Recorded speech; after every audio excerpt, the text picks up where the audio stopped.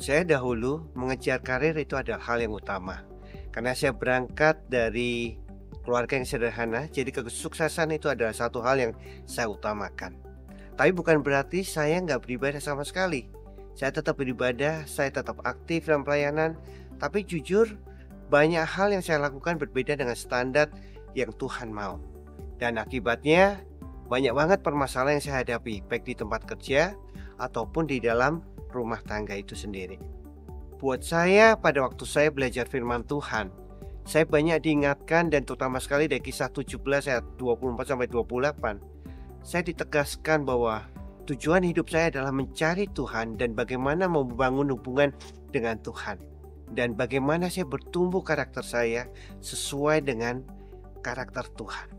Buat saya mencari Tuhan adalah saya mencoba mengenal karakter Tuhan, siapa Tuhan, dan apa yang Dia mau dalam kehidupan saya.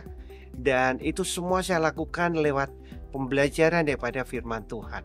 Saya coba renungkan itu, dan saya coba ambil waktu secara konsisten dari hari ke hari. Saya mencoba menggali lebih dalam apa artinya buat saya secara personal, dan saya mencoba untuk melakukan. Karena buat saya, pada waktu saya melakukan, saya mulai mengerti arti firman Tuhan itu secara lebih real.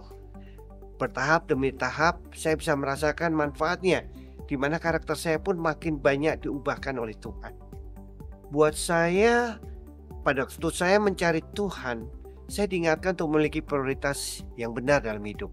Pekerjaan bukan lagi yang menjadi utama, karena saya melihat bahwa ternyata hidup itu jauh lebih besar daripada pekerjaan.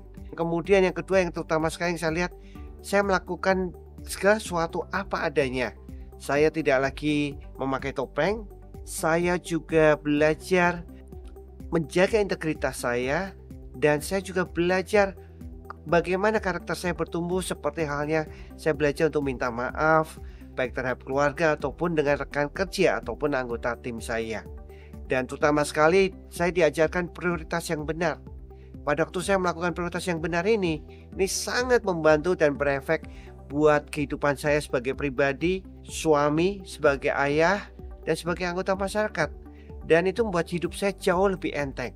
Di samping daripada itu, saya juga diingatkan bahwa hidup bukan sekedar bekerja, hidup bukan sekedar untuk diri saya sendiri, tapi bagaimana saya bisa memberikan impact atau pengaruh buat orang-orang sekitar saya. Di situ saya mulai terlibat untuk membantu orang-orang untuk mengenal Tuhan lebih dalam. Dan saya bisa melihat perubahan hidup dari orang-orang itu, dan itu membawa sukacita tersendiri, jauh lebih besar daripada yang saya bayangkan sebelumnya. Bahkan lebih besar daripada kesuksesan yang mungkin saya pernah capai.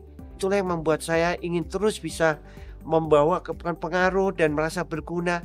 Dan sekali lagi saya juga diingatkan bahwa ini bagian di mana Tuhan juga udah berikan talenta buat saya, dan saya bagaimana saya bertanggungjawabkan itu di hadapan Tuhan. Buat teman-teman atau brother sister yang pengen mencari Tuhan, saran saya satu, yaitu bagaimana kita pertama mengalokasikan waktu buat diri kita sendiri, dan kemudian mencari sosok yang bisa membimbing secara spiritual. Karena apa? Karena kita butuh role model, dan kita perlu dibimbing dari hari ke hari. Karena karakter kita pasti butuh orang lain untuk melihat, karena kita banyak memiliki blind spot. Maka dari itu, mari gali firman Tuhan, cari pembimbing untuk terus bertumbuh, dan kemudian juga pastinya mempraktekkan, dan mau rendah hati untuk belajar, bahkan dari orang yang lebih muda sekalipun.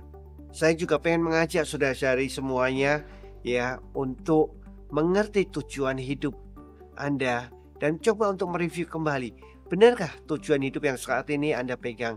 Karena sekali lagi ini akan banyak membawa manfaat buat Anda secara pribadi, buat Anda sebagai seorang pasangan, ataupun sebagai kepala rumah tangga, ataupun apapun peran Anda.